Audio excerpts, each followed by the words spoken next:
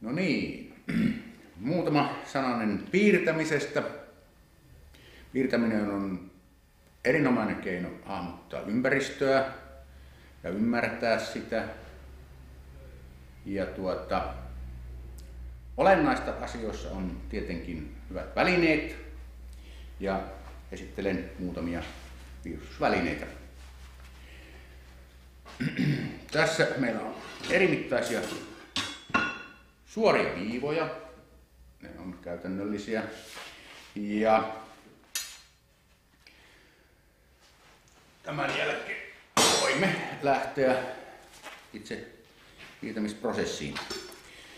Kannattaa hankkia myös kunnon tällaiset välineet, joilla tuotetaan henkinen ajattelun tulos itse materiaaliin.